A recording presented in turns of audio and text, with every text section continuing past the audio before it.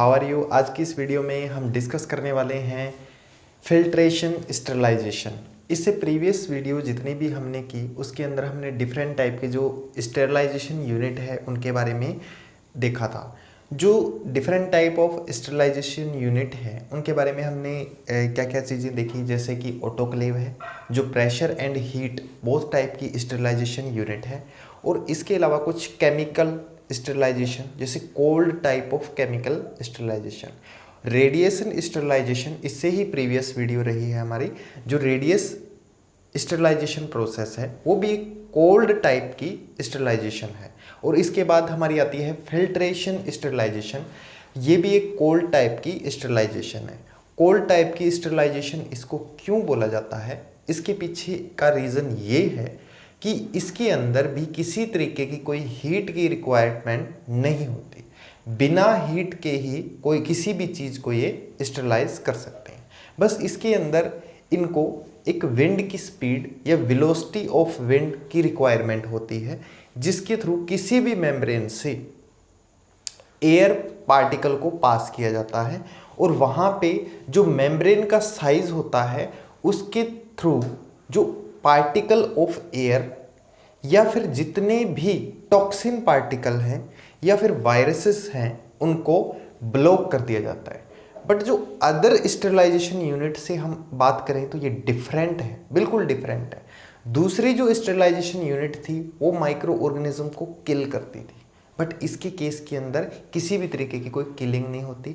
उनकी reproducing power को block नहीं किया जाता, उनके अंदर उनके स्पोर भी किल हो जाते थे। उनकी रिप्रोड्यूसिंग पावर है, ability to reproduce of bacteria, उसको भी ख़त्म कर दिया जाता था।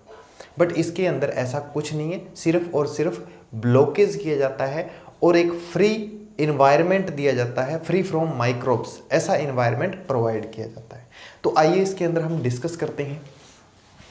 सबसे पहले अगर हम देखें फिल्ट्रेशन स्टेरलाइजेशन क्या कहता है, it is a interesting sterilisation method in laboratory. Laboratory के अंदर यूज होने वाला एक इंटरेस्टिंग स्टेरलाइजेशन प्रोसेस है, और इसके अंदर it is only method use force separate rather than kill. जैसा कि मैंने आपको बताया कि फोर्सली सेपरेट मतलब एक हवा की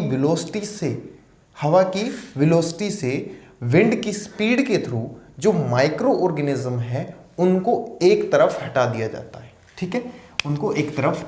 when you filter a liquid और gas, it passes through the pores, वो पोर से पासिस होती है, विच स्टॉप और filter out the passes of layer particle. Passes of जो लार्जर या लेयर पार्टिकल हैं उनको क्या करेंगे, ब्लॉक कर देते हैं। लेयर पार्टिकल का यहाँ से मतलब ये आता है कि लेयर के अंदर पार्टिकल का रुक जाना। मेम्ब्रेन फिल्टर लेयर होती है, उसके अंदर पार्टिकल स्टॉप हो जाते हैं, और कौन सी प्रोसेस के थ्रू स्टॉप होते हैं, ब्लॉकिंग। ठीक है, उनको ब्लॉक कर दिया जाता है। अब देखो इसकी एक खास बात है, जो फिल्ट्रेशन डिपेंड रहती है साइज ऑफ पोर्स के साइज के ऊपर। जो smaller the size of pore, जितना पोर का साइज स्मॉल होगा उतने ज़्यादा पार्टिकल ब्लॉक होंगे, या उतनी ज़्यादा बैक्टीरियल सेल या वायरस उसके अंदर ब्लॉक हो जाएंगे, उतना ही अच्छा हम बोल सकते हैं फिल्ट्रेशन होता है, जितना उसका पोर साइज स्मॉल होता है। तो screen out, but it take more energy to force. जितना छोटा पोर होगा उतनी ज़्यादा एनर्जी लगानी पड़ेगी किसी भी लिक्विड को उसके ऊपर प्रेस करने के लिए, किसी भी एयर को उसके ऊपर प्रेस करने के लिए। ठीक है, उतनी ही ज़्यादा फोर्स की रिक्वायरमेंट होगी। अब जितना छोटा पोर उतनी ही ज्यादा फोर्स की रिक्वायरमेंट। ठीक है, force liquid through it. The pore size can be as small as 0.1 micrometer. 0.1 micrometer का साइज, इतना छोटा साइज होता है कि किसी भी वायरस को ये रोक सकता है, to block the virus. The pore size small enough to stop virus from passing through put smaller protein can. जो इसके अंदर से पासिंग करने से रोक सकता है वायरस को। बट इसके केस के अंदर एक और चीज़ ये देखने को मिलती है कि जो स्मॉलेस्ट प्रोटीन होते हैं, छोटे छोटे प्रोटीन के टुकड़े होते हैं, वो स्पोर के थ्रू पास हो जाते हैं। तो दी स्मॉल फिल्ट्रेशन, जो छोटे छोटे पोर्स हमें देखने को मिलते हैं, इनको एक नाम दिया जाता है, इनको एक टर्म दे दी जाती है जिसको बोलते हैं हम नैनो फिल्टर। और ये नैनो फिल्टर है, ये वायरस को स्टॉप कर सकते हैं। This can be stop virus, protein and toxins. इसके अंदर फिल्ट्रेशन के अंदर अगर हम देखें तो इसका ग्रेट ऑप्शन रहता है स्टेरिलाइजेशन के अंदर। क्यों रहेगा? क्योंकि कुछ सब्सटेंसेस ऐसे होते हैं जो हीट सेंसिटिव सब्सटेंसेस होते हैं। उन हीट सेंसिटिव सब्सटेंसेस को, जैसे लिक्विड है, उनको हीट के थ्रू या ऑटोक्लेव नहीं किया जा सकता, तो उनके लिए स्टेरिलाइजेशन का मेथड रहेगा ये वाला। अब जैसा कि मैंने आपको बताया था कि जो मेम्ब्रेन फिल्टर है या फिल्ट्रेशन स्टेरिलाइजेशन यूनिट है, वो किस तरीके से अदर फिल्ट्रेशन यूनिट है या अदर स्टेरिलाइजेशन यूनिट उनसे अलग है। तो इनकी ही हम बात कर रहे थे, जैसे कि filtration sterilization is different from other sterilization method. क्यों है? इसके पीछे एक रीज़न है कि जो स्टेरिलाइजेशन है वो डिफाइन इज द प्रोसेस, हमने स्टेरिलाइजेशन पढ़ी है प्रीवियस में, वो define is the process eliminate और किल फॉर्म ऑफ लाइफ, पूरी की पूरी लाइफ को, अदर बायोलॉजिकल एजेंट को किल करने के बाद की जो यूनिट है उसको हम स्टेरिलाइजेशन बोलते थे।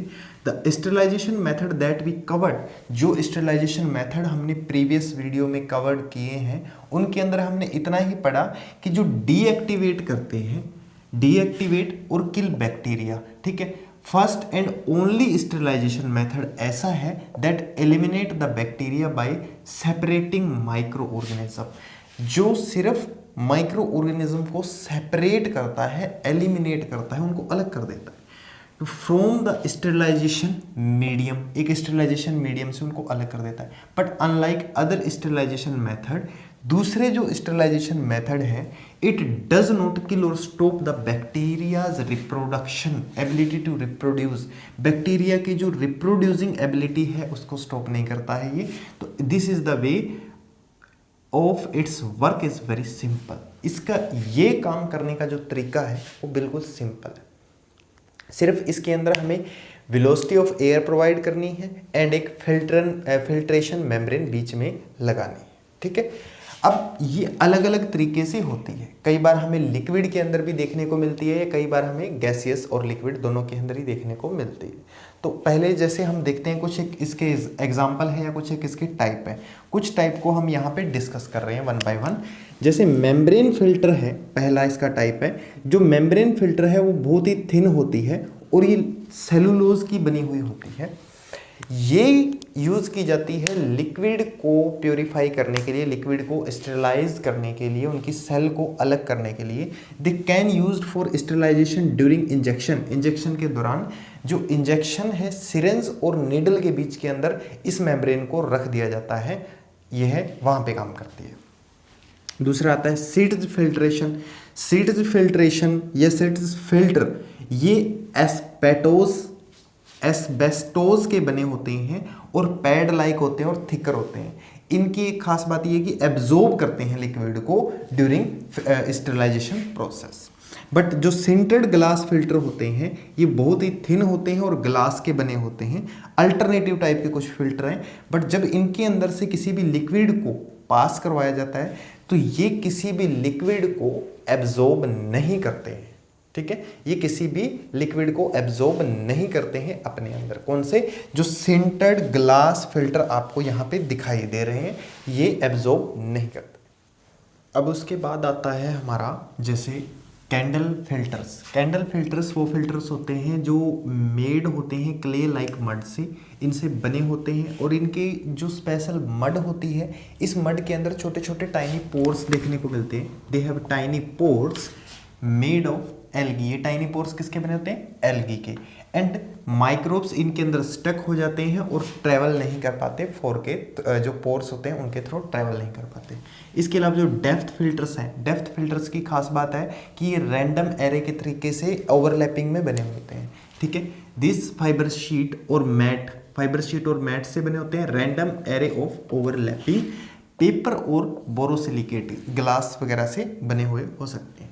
तो the depth filter trap particle in the network of fibre in the structure. जो फाइबर का नेटवर्क बना हुआ है उसके स्ट्रक्चर के अंदर, उसके डेप्थ के अंदर जो पार्टिकल हैं या माइक्रोब्स हैं वो स्टक हो जाते हैं, वो आगे जा ही नहीं पाते।